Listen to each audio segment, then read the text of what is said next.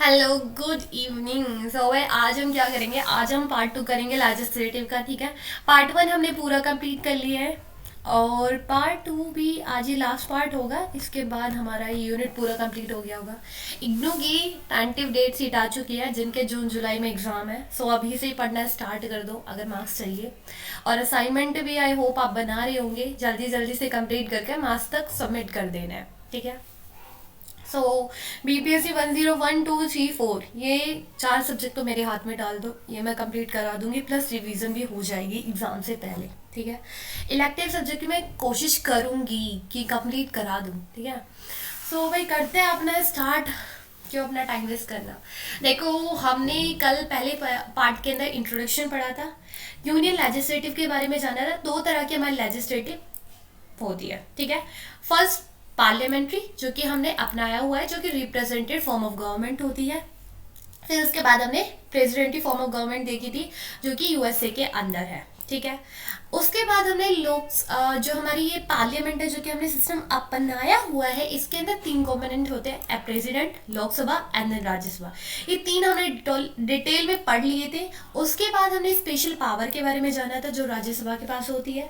फिर उसके बाद हमने इनके ऑफिसर्स की बात करी थी। लोकसभा का ऑफिसर कौन होता है, स्पीकर, एंड देन राज्यसभा के हमारे चेयरमैन जी होते हैं। ठीक है, जो कि हमारे वाइस प्रेसिडेंट होते हैं। आज हम पढ़ेंगे लेजिस्लेटिव का procedure, money bill, parliamentary privileges, parliamentary device to control the executive and parliamentary committee and state legislative. ठीक है, 4 टॉपिक है, जल्दी खत्म हो जाएंगे। सो स्टार्ट करते हैं। हाँ देखो, लेजिस्लेटिव प्रोसीजर, पहले हेडिंग को समझो। ठीक है, लेजिस्लेटिव मतलब कानून को बनाना। कानून को बनने का जो प्रोसीजर होता है ना, वो हम पढ़ने वाले हैं कि एक बिल से कैसे कानून बनता है। ठीक है, law making is a primary function of legislative. देखो हमारे जो लेजिस्लेचर होता है उसका काम ही क्या होता है, जो आपके मिनिस्टर होते हैं, जिनके इलेक्शन होते हैं, जिनको आप चुनते हो, उनका काम ही क्या है, कानून बनाना। ठीक है, तो कानून बनाना उनका बहुत ही प्राइमरी फंक्शन होता है। ठीक है, जो कॉन्स्टिट्यूशन है इंडिया का, उसने कुछ स्टेजेस में बांटा हुआ है किसको, हमारे लेजिस्लेटिव के प्रोसीजर को। मतलब कि अगर आप कोई कानून बनाते हो ना, तो उस कानून को बनने से पहले इन 3 स्टेजेस को क्रॉस करना पड़ेगा। ठीक है, अब हम उन स्टेजेस के बारे में पढ़ते हैं। ठीक है, फर्स्ट स्टेज के अंदर the introduction of the bill, मतलब कि अगर कोई भी मिनिस्टर अब बिल लेके आता है उसको इंट्रोड्यूस कराएगा। ठीक है, अब आप बोलोगे बिल क्या होता है, बिल कोई घर वाला बिल नहीं होता जो बिजली का बिल आता है, वो वाला बिल नहीं है। ठीक है, बिल क्या होता है, हमारा जो मिनिस्टर है वो प्रस्ताव रखता है किसके अंदर, हाउस के अंदर, लोकसभा हो या राज्यसभा हो। ठीक है, जो हमारे मिनिस्टर्स होते हैं वो प्रस्ताव रखते हैं, उसको कहते हैं बिल, कि इसके ऊपर कानून बनना चाहिए। ठीक है, अब जो बिल होते हैं ना वो 2 तरह के होते हैं, एक तो ordinary bill and then money bill. Ordinary bill भी हमारे 2 तरीके के होते हैं, एक प्राइवेट बिल होता है एंड देन पब्लिक बिल होता है। पब्लिक जो बिल होता है उसको अपोजिशन पार्टी के मेंबर, ठीक है, जैसे कांग्रेस पार्टी का हो, आम आदमी पार्टी का हो, या फिर वो बीजेपी पार्टी का हो, किसी भी पार्टी का मेंबर इंट्रोड्यूस करा सकता है। ठीक है, एंड देन प्राइवेट बिल के अंदर हमेशा जो रूलिंग पार्टी होती है, मतलब जो पावर में है जो पार्टी, जैसे बीजेपी पार्टी है ना आज के टाइम पे, वही उस बिल को इंट्रोड्यूस कराएगी। ठीक है, वही बात करेगी। मनी बिल हमेशा, ये 2 तरीका के हमारे ऑर्डिनरी बिल हो गए। ठीक है, इसके बाद हम मनी बिल पढ़ते हैं। देखो मनी बिल कहाँ पे, हाँ ये रहा मनी बिल। आपके माइंड में आएगा मनी मतलब पैसा, नहीं, पैसे से रिलेटेड नहीं है।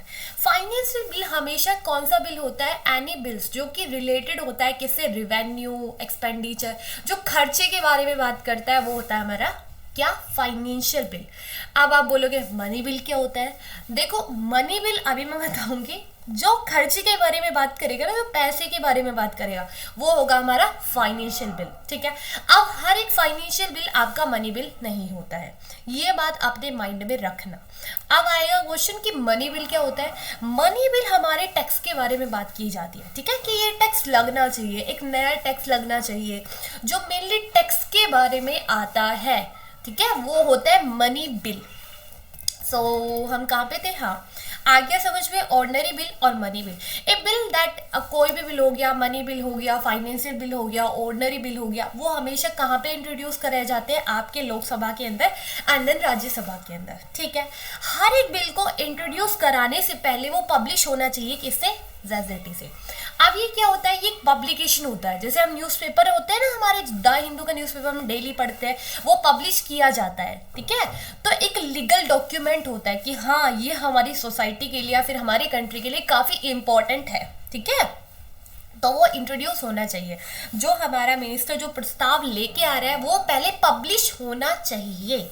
उसके बाद नॉर्मली अगर आप कोई भी इंट्रोड्यूस करते हो बिल को, ठीक है, आप बताते हो कि देखो हम इस चीज के बारे में बात करने वाले, इसके ऊपर अपना कानून बनाना चाहते हैं, ठीक है, तो उस टाइम पे कोई डिबेट नहीं होता। बिल आप इंट्रोड्यूस करोगे, आप बताओगे अपने बिल के बारे में कि क्या एम है आपके बिल का, क्या ऑब्जेक्टिव है, कि आपके बिल को लेके आने से क्या क्या फायदे होंगे लोगों के लिए, उसके क्यों वो लोगों के लिए इंपॉर्टेंट है। आपको सिर्फ ऑब्जेक्टिव बताने एंड देन एम बताना है, ठीक है।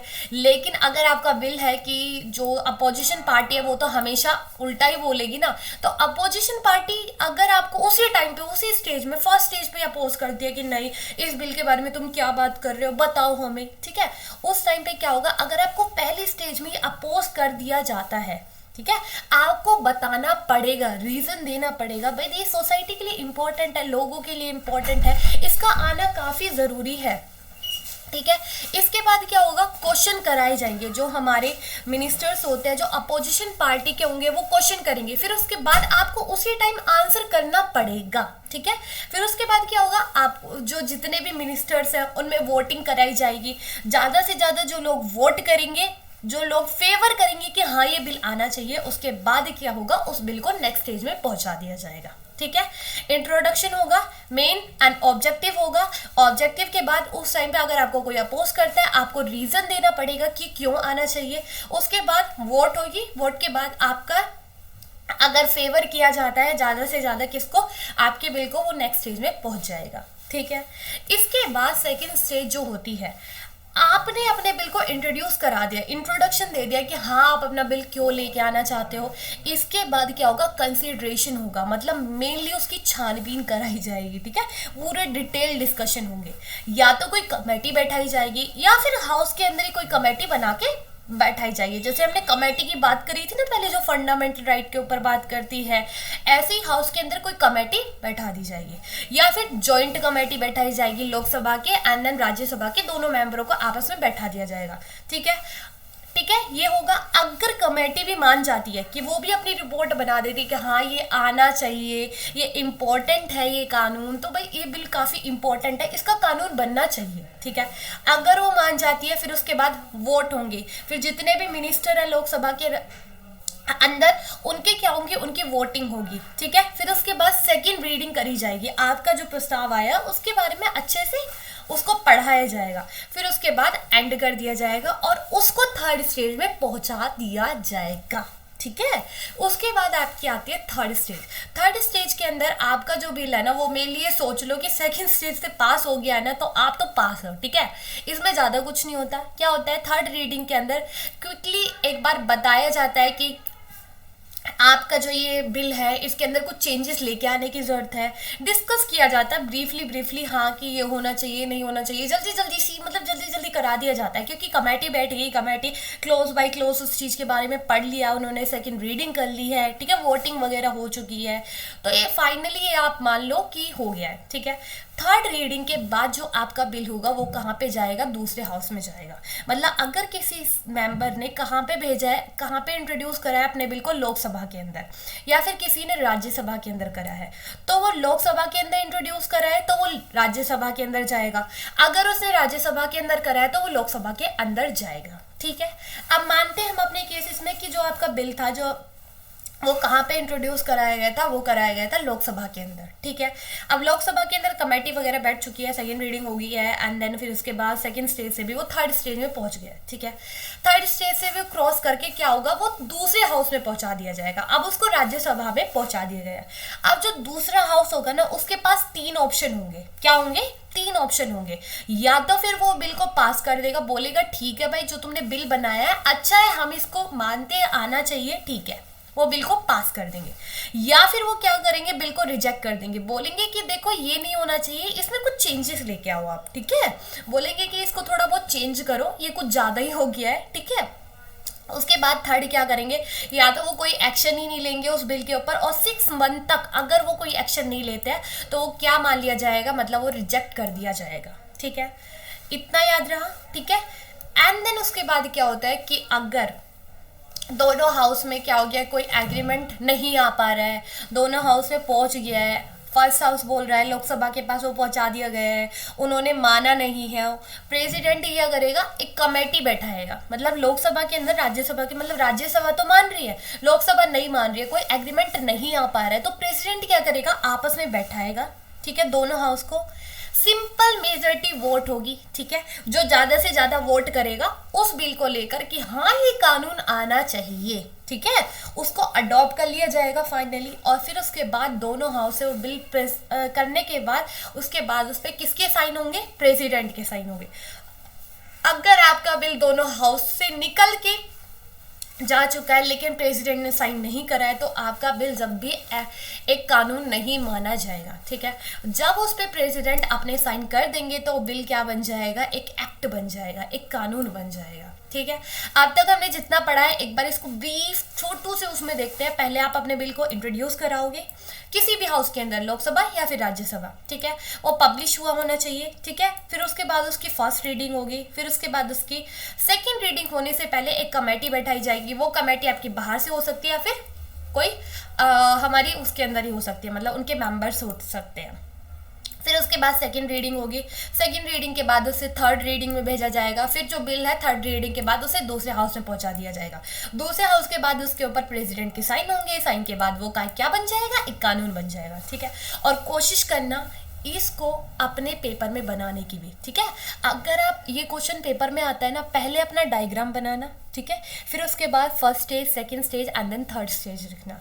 और ये सब कुछ नहीं पढ़ना होता पेपर में। अगर क्वेश्चन देखो, एक क्वेश्चन ना हमेशा एक अच्छा आंसर कैसे होता है, एक परफेक्ट आंसर आपका ग्रामर से या फिर बड़े बड़े वर्ड्स लिखने से नहीं होता। हमेशा एक आंसर ऐसा होता चाहिए कि आपके पास एक तो कंटेंट होना चाहिए कि क्वेश्चन में पूछा क्या है, आपको पता होना चाहिए स्टोरी, ठीक है, आपके पास कंटेंट होना चाहिए लिखने के लिए, आपको नॉलेज होनी चाहिए उस आंसर की, ठीक है। फर्स्ट चीज ये। सेकंड क्या होना चाहिए, अगर आपके क्वेश्चन में पूछा है व्हाई, क्यों, तो आपको क्यों का ही आंसर देना है, कहाँ का आंसर नहीं देना है, हमेशा पॉइंट टू पॉइंट आंसर करना है, ठीक है। तीसरा क्या होता है, तीसरा आपके आंसर में जो ये चीजें अंडरलाइन करके रखी है ना मैंने, ये हमेशा क्रक जो पॉइंट होते हैं ना, ये आपके आंसर में नजर आने चाहिए, ठीक है। अगर आपको फुल मार्क्स चाहिए तो ये 3 चीज जरूर होनी चाहिए। अब फिर उसके बाद कोई भी टीचर कोई भी हो वो आपको नंबर देने से नहीं रुक सकता, ठीक है, और ना ही कोई टीचर फिर मार्क्स काट सकता है। फोकस करो इन तीनों चीजों के ऊपर। और चीजें जो मैं अंडरलाइन करती हूँ ना, इनको पढ़ो, जरूर पढ़ो, ठीक है। जिसके पास बुक है वो एक बार मेरी वीडियो को देखो, वीडियो के देखने के बाद खुद से बुक पढ़ने की कोशिश करो, ठीक है। बुक पढ़ने के, अगर आपकी बुक अभी तक नहीं आई है, पीडीएफ आपको फ्री मिल जाती है टेलीग्राम पर, वहां से पीडीएफ डाउनलोड करो और इसको पढ़ो, ठीक है। दूसरी बार फिर खुद अपने नोट्स बनाने की कोशिश करो, जैसे मैं डायग्राम में बनाने की कोशिश करती हूँ ना, ऐसे अपने डायग्राम बनाओ, ठीक है। फिर उसके बाद अगर आप बाद में पढ़ते हो ना तो आपको ये पूरी पीडीएफ पढ़ने की जरूरत नहीं पड़ेगी। जो चीजें मैंने अंडरलाइन कर रखी है, जो मोटा मोटा डाल रखा है ना, उसको पढ़ लोगे ना, आपको एक आइडिया लग जाएगा कि हाँ हमने पहले ये पढ़ा था, समझा था, तो आपको ये पूरी बड़ी की बड़ी पीडीएफ पढ़ने की जरूरत नहीं पड़ेगी, ठीक है। चलो मैं ज़्यादा लेक्चर नहीं देना चाहती हूँ।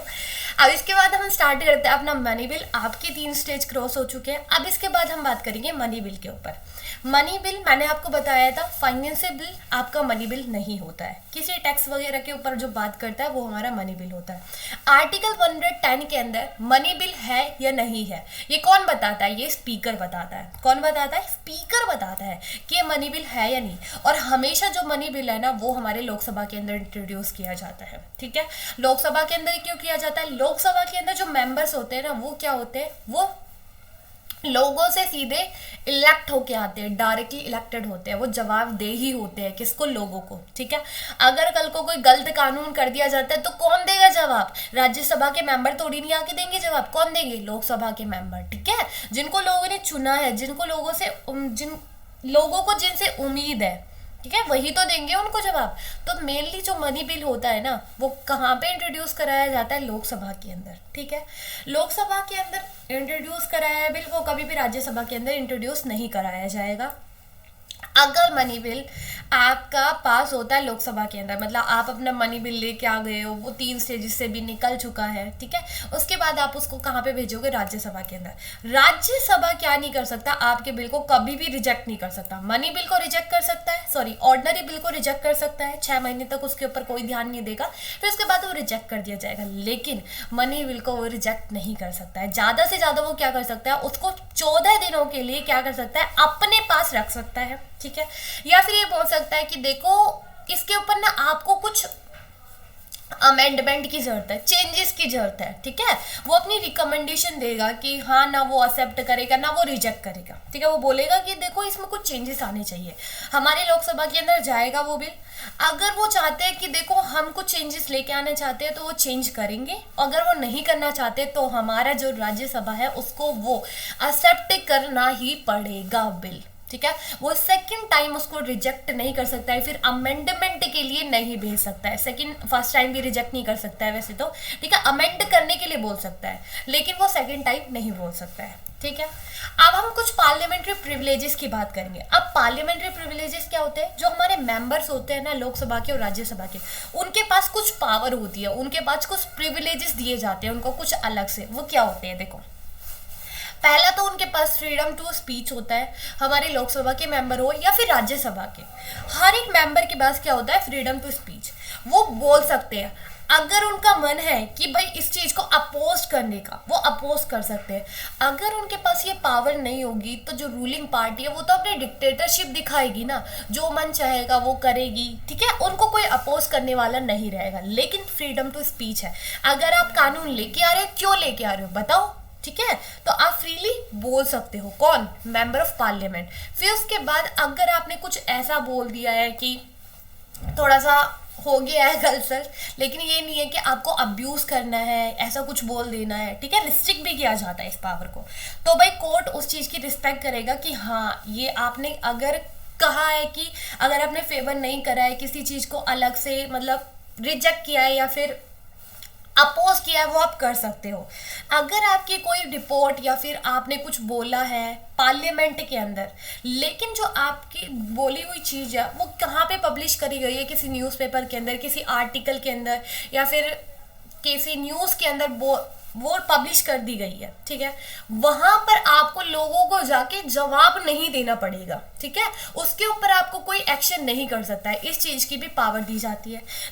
चौथा क्या होता है कि आपको कोई अरेस्ट नहीं कर सकता है, ठीक है, अगर आप मेंबर हो किसके, पार्लियामेंट के, सिविल केसेस में। ये नहीं कि आपने मर्डर कर दिया है तो आपको बचा दिया जाएगा, नहीं, सिविल केसेस में, प्रॉपर्टी के केसेस हो गए, इन सब में, ठीक है, आपको अरेस्ट नहीं किया जाएगा। अगर 40 दिन बचे हैं किसके सेशन के, या 40 दिन बाद क्या होगा, सेशन है, ठीक है, हो गया है सेशन या होने वाला है, उससे पहले आपको अरेस्ट नहीं किया जा सकता अगर आप पार्लियामेंट के मेंबर हो। First speech and then respect to set that, court उसमें आपकी क्या करेगा, फेवर करेगा। उसके बाद अगर आपकी कोई भी रिपोर्ट या फिर आपकी कोई भी स्पीच कहाँ पे पब्लिश होगी, किसी भी न्यूज़पेपर में, तो उस चीज़ में कोर्ट आपको फेवर करेगा। And then freedom to arrest, civil cases के अंदर आपको फ्रीडम दी जाएगी, ठीक है। ये हमारे क्या थे, प्रिविलेजेस थे। इसके बाद parliamentary device to control of executive. अब कुछ पार्लियामेंट्री डिवाइसेस होते हैं जिससे कंट्रोल किया जाता है किसके ऊपर, एग्जीक्यूटिव के ऊपर। एग्जीक्यूटिव क्या होते हैं, एग्जीक्यूटिव मैंने आपको बताया था 2 तरीका के होते हैं, एंड एक तो होता है हमारे परमानेंट एंड देन कुछ टेम्पररी होते हैं जो चुन के आते हैं, जैसे कि हमारे होम मिनिस्टर हो गए, फाइनेंस मिनिस्टर हो गए, फॉरेन मिनिस्टर हो गए, डिफेंस मिनिस्टर हो गए, एजुकेशन, एग्रीकल्चर, ये सब हमारे एग्जीक्यूटिव में आते हैं, ठीक है। अब ये तो है नहीं कि जो एजुकेशन मिनिस्टर आ जाए वो 10 साल तक भी वही रहेंगे, नहीं, ठीक है, वो टेम्परेरी होते हैं। तो इनको कंट्रोल करने के लिए ना पार्लियामेंट अपने पास कुछ डिवाइसेस रखता है। अब क्या होता है, क्या है, ऐसी पावर है, देखो क्या है? फर्स्ट इंपॉर्टेंट फंक्शन है कि पहला तो पार्लियामेंट कंट्रोल करता है किसके ऊपर? एग्जीक्यूटिव के अंदर। फर्स्ट होता है क्वेश्चन आर। क्या होता है? क्वेश्चन आर, कि आप क्वेश्चन कर सकते हो। अगर आप क्वेश्चन करोगे तो आपको आंसर भी मिलेगा, ठीक है। क्या होता है, कहीं भी सेटिंग होती है लोकसभा के अंदर या फिर राज्यसभा के अंदर, जो एग्जीक्यूटिव होते हैं, जो डिफेंस मिनिस्टर होते हैं, आप उनसे क्वेश्चन कर सकते हो कि हाँ भाई क्या सिचुएशन चल रही है बताओ, ठीक है। कैसे रिलेशन, डिफेंस मिनिस्टर से नहीं, फॉरेन मिनिस्टर से पूछ सकते हैं कि उस कंट्री के साथ हमारे रिलेशन क्यों बिगड़ रहे हैं, बताओ हमको, ठीक है। और अगर आप सेटिस्फाई नहीं हो उस मिनिस्टर के आंसर से तो आप एक डिटेल एक्सप्लेनेशन भी मांग सकते हो, ठीक है। और किसकी रिक्वेस्ट कर सकते हो? आप रिक्वेस्ट कर सकते हो जो हमारे ऑफिसर्स होते हैं, स्पीकर से या फिर चेयरमैन से, ठीक है। वो आपको अलाउ करेंगे कि हाँ भाई एक एक्सप्लेनेशन डिस्कशन करा जाए, ठीक है। ये हो गया हमारा फर्स्ट क्वेश्चन। आर क्वेश्चन किया जाएगा एंड देन हमारे जो एग्जीक्यूटिव हो गए उनको आंसर करना पड़ेगा, ठीक है। वो मुंह बंद करके नहीं बैठ सकते उस टाइम पे। सेकंड क्या होगा? Call the attention. आप अगर मेंबर हो कहाँ के? पार्लियामेंट के। आप कॉल द अटेंशन कर सकते हो, मतलब हर एक चीज के ऊपर बात करी जा रही है किसके अंदर? हमारे जो हाउसेज है उनके अंदर, लेकिन कोई भी ऐसा मैटर है, इंपॉर्टेंट मैटर है जिसके ऊपर बात नहीं हो रही है, तो आप मेंबर का क्या कर सकते हो? अटेंशन कर सकते हो कि देखो ये बहुत ज्यादा इंपॉर्टेंट है, बहुत ही ज्यादा पब्लिक के लिए क्या है, एक इंपॉर्टेंट मैटर है, ठीक है। इसके ऊपर आपको ध्यान देना पड़ेगा। वहां पर आप अटेंशन कॉल कर सकते हो अपने एग्जीक्यूटिव के ऊपर कि भाई देखो उस कंट्री के अंदर ये चल रहा है, तो आपको वहां पे ध्यान देना पड़ेगा। एग्रीकल्चर जो मिनिस्टर होते हैं उनसे बोल सकते हो, ठीक है। अगर किसी स्टेट में एग्रीकल्चर के ऊपर कोई बात हो चल रही है और बहुत ज़्यादा इंपॉर्टेंट है, ठीक है, फ्लड वगैरह आ चुके हैं, वहाँ पे क्राइसिस चल रहा है फूड, तो आप एग्रीकल्चर मिनिस्टर से पूछोगे कि भाई देखो इतना कुछ हो रहा है, लोगों की डेथ हो रही है वहाँ पे, ठीक है। आप क्वेश्चन पुट कर सकते हो, वहां पे अटेंशन कर सकते हो, हर एक इंसान को वहां पे बता सकते हो देखो ये काफी इंपॉर्टेंट है, ठीक है। उसके बाद एडजोर मोशन। एडजोर मोशन जो होता है वो रिसेंट मैटर होता है कि हमारा जो युद्ध हो रहा है किसी के साथ, या फिर वो कंट्री के अंदर ही कोई सिविल वॉर चल रहा है, ठीक है। सिविल वॉर चल रहा है हमारी कंट्री के अंदर, आपस में स्टेट लड़ रहे हैं आपस में मिलकर, तो इस चीज के ऊपर अगर रिसेंटली मैटर जो कि काफी अर्जेंट होता है, ठीक है, वो हमारा एडजोर मोशन हो सकता है। उस टाइम पे आप बात कर सकते हो कि भाई क्यों हो रहा है, क्या कॉन्सिक्वेंस, क्या हो गया ये, मतलब रीज़न देने पड़ेंगे हमारे एग्जीक्यूटिव को। जो हमारे रिलेशन मिनिस्टर्स होंगे वो बताएंगे, आपको बताएंगे कि हाँ ये दिक्कत है। सो यही होता है हमारा first question hour and then call attention and adjourn motion, जो कि रिसेंट मैटर के ऊपर बात करता है, जो कि काफ़ी इंपॉर्टेंट है, ठीक है। उसके बाद पार्लियामेंट्री कमेटी। अब देखो मेनली जितने भी सेशन होते हैं वो 3 या 4 बार मिलते हैं, हमारे जो मिनिस्टर होते हैं वो 3 या 4 बार मिलते हैं, जिसके अंदर 70 से 80 सेशन होते हैं इनके, ठीक है। साल में इतने ही होते हैं। अब मुझे बताओ हर एक कानून के ऊपर एक डिटेल डिस्कशन भी करना है, हर एक चीज़ों के ऊपर क्या वो ध्यान दे सकते हैं? नहीं दे सकते ना। कुछ कमेटी की जरूरत पड़ती है, ठीक है। क्या पड़ती है? कुछ कमेटी होती है जो ध्यान रखती है किसके ऊपर? पार्लियामेंट एग्जीक्यूटिव के ऊपर। अब वो कमेटी क्या होती है? ये कमेटी जो होती है बहुत ज़रूरी होती है, जो कि समझती है सेक्रेटाइज क्या होता है, मतलब जो समझती है, समझाती है कि जो हमारे डिपार्टमेंट है, अलग अलग एजुकेशन मिनिस्टर है, डिफेंस मिनिस्टर है, फाइनेंस मिनिस्टर है, इनके डिपार्टमेंट के बताती है कि कैसे काम कर रहे हैं, ठीक है। ये गवर्नमेंट के वर्क को बताती है, पब्लिक के फाइनेंस के बताती है। ये बहुत ज़्यादा इंपॉर्टेंट होती है। 2 तरह की होती है, फर्स्ट हमारी public account committee and then estimate committee. Public account committee आपके फंड वगैरह के बारे में बात करती है। एस्टिमेट कमेटी आपको बताती है कि सरकार ने पूरे साल में इतना इतना खर्चा करा है, ठीक है। ये हमारी एग्जीक्यूटिव के ऊपर क्या रखती है? निगरानी रखती है, अपनी आइज को बनाए रखती है, ठीक है। अब ये तो है नहीं हमेशा एग्जीक्यूटिव के अंदर जो हमारे मेंबर होंगे पार्लियामेंट के वो हमेशा अपनी नज़र बना के रखेंगे, नहीं। कुछ कमेटी की जरूरत पड़ती है जो कि पूरा जिनके पास रिकॉर्ड होता है एग्जीक्यूटिव के कामों का कि एग्जीक्यूटिव कैसे काम कर रही है, ठीक है। ये कंट्रोल करती है पावर किसकी? एग्जीक्यूटिव की, ठीक है। आई होप आपको समझ आया होगा। अगर अभी भी कोई डाउट है तो कमेंट सेशन के अंदर आप इजीली पूछ सकते हो और कोई बेझिझक होके, ठीक है, आपको आंसर मिल जाएगा। उसके बाद हम स्टेट लेजिस्लेटिव की बात करते हैं, ठीक है। चीज़ों को ना समझो, कॉन्सेप्ट क्लियर करो अपना, नॉलेज के लिए पढ़ो, मार्क्स तो मिल ही जाएंगे, पहले आपको पता होना चाहिए कि मनी बिल क्या होता है, ठीक है, ऑर्डिनरी बिल क्या होता है, ये चीजें आपको पता होनी चाहिए। जब तक आपको ये चीजें नहीं पता होगी तो आप अपने आंसर में कैसे लिखोगे। अब हम बात करते हैं स्टेट लेजिस्लेटिव की। स्टेट लेजिस्लेटिव क्या होता है, मेनली स्टेट गवर्नमेंट की बात की जाती है। ये जो स्टेट लेजिस्लेटिव जो होती है, जहाँ पे दो हाउस होंगे उसको बाइकैमरियल बोला जाएगा। जहाँ पे ओनली एक हाउस होगा, क्या विधानसभा, उसको क्या बोलेंगे हम, यूनिकैमरियल बोलेंगे, ठीक है। 29 स्टेट में से 7 स्टेट ऐसी है जहाँ पर बाइकैमरियल लेजिस्लेटिव मतलब दो हाउसेस है। कौन कौन से, विधानसभा और विधान परिषद, ठीक है, दो हाउस है, एक तो विधानसभा और विधान परिषद। अब आप बोलोगे कौन कौन से स्टेट है, आंध्र प्रदेश, बिहार, कर्नाटका, महाराष्ट्र, तेलंगाना, उत्तर प्रदेश एंड जम्मू कश्मीर। ABKMTUJ, कुछ नहीं बना देखो भाई ऐसे याद कर लेना, आंध्र प्रदेश, बिहार, कर्नाटका, महाराष्ट्र, तेलंगाना, उत्तर प्रदेश, जम्मू कश्मीर। आंध्र प्रदेश, बिहार, कर्नाटका, महाराष्ट्र, तेलंगाना, उत्तर प्रदेश एंड देन जम्मू कश्मीर, ठीक है।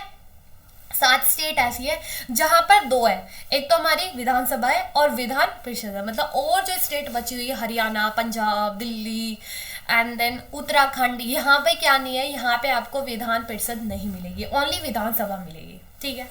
जो लेजिस्लेटिव असेंबली होती है, जो विधानसभा होती है, इसके अंदर जो मेंबर होते हैं ना, वो मेनली कहाँ से चुने, वो लोगों से डायरेक्ट इलेक्ट होके आते हैं, ठीक है, उनको लोग आके इलेक्ट करते हैं। लेकिन जो हमारी ये विधान परिषद होती है, इसके अंदर 1/6 मतलब अगर आपके मेंबर 60 मेंबर है विधान परिषद के अंदर, तो उसमें से 10 मेंबर कौन चुनेंगे, हमारा जो गवर्नर होता है स्टेट का वो चुनेगा, ठीक है।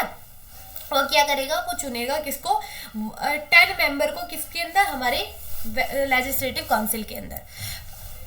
अब उसके बाद क्या होता है, अगर हम रोल की बात करें लेजिस्लेटिव काउंसिल का, विधान परिषद का क्या रोल क्या होता है, तो मेनली इसको वीकर माना जाता है, मतलब बहुत ही ज़्यादा वीक माना जाता है। कुछ ऐसे रीज़न बताए जाते हैं, अननेसेसरी रीज़न है, देखते हैं कौन कौन से। फर्स्ट बोला जाता है काफ़ी वीक है, ठीक है, इनको आधे से ज़्यादा कुछ लोग क्या होके आ रहे हैं, कुछ लोग डोमिनेट होके आ रहे हैं, मतलब कुछ लोगों को गवर्नर चुन रहे हैं, कुछ लोग सीधे रिप्रेजेंट होके आ रहे हैं, ठीक है। तो यहाँ पे लोगों की आपस में ही नहीं मिलती, पहली बात तो। दूसरा बोला जाता है डिपेंड होती है किसके ऊपर, विधानसभा के ऊपर, इसकी खुद की कोई पावर नहीं होती है। अगर विधानसभा खत्म हो जाएगी तो ये भी अपने आप ही खत्म हो जाएगी, ठीक है। अगर सरकार गिर जाएगी तो, अगर किसी स्टेट में सरकार गिर जाती है तो ये भी गिर जाएगी, ठीक है, विधानसभा खत्म तो ये भी खत्म। फिर उसके बाद जो काउंसिल ऑफ मिनिस्टर होते हैं वो रिस्पॉन्सिबल होते हैं किसके लिए, हमारी असेंबली के लिए, मतलब मेनली जो हमारे विधान परिषद विधानसभा के जो मेंबर होते हैं ना, वो लोगों को रिस्पॉन्सिबल होते हैं, ना कि हमारी काउंसिल, ठीक है। यही तक था हमारा ये चैप्टर। अब हम क्या पढ़ेंगे, नेक्स्ट यूनिट पढ़ेंगे। आई होप आपको ये समझ में आया होगा पूरा चैप्टर, ठीक है। अब इसके बाद कुछ क्वेश्चन देखना है, क्वेश्चन आर क्या होता है, क्या क्या पावर होती है लोकसभा की, एंड देन क्या क्वालिफिकेशन होती है, क्या डिस्क्वालिफिकेशन होती है इंडियन पार्लियामेंट की। एक तो पावर ऑफ राज्यसभा का क्वेश्चन आपको असाइनमेंट में मिल जाएगा, और एक पार्लियामेंट का मेंबर का ये भी आपको कहाँ पे मिलेगा, अपने असाइनमेंट में मिल जाएगा। तो इन क्वेश्चन को इतना ईजी मत लेना, बहुत ज़्यादा इंपॉर्टेंट है। असाइनमेंट के जो क्वेश्चन होते हैं 70% चांसेस होते हैं उनके आपके फाइनल पेपर में आने के, ठीक है। तो कोशिश करना इनको सॉल्व करने की। अगर नहीं होते हैं पीडीएफ पढ़ो, अच्छे से बुक पढ़ो, और एक कंटेंट तैयार करो कि हाँ आंसर लिखना है तो इसके अंदर ये चीज़ें लिखनी है, ठीक है, पॉइंट टू पॉइंट आंसर करना है। तो देख लेना। अब मिलते हैं नेक्स्ट सेशन के अंदर, तो ऐसे ही पढ़ते रहे, आगे बढ़ते रहे। थैंक यू सो मच, मिलते हैं नेक्स्ट लेक्चर के अंदर। Bye, take care.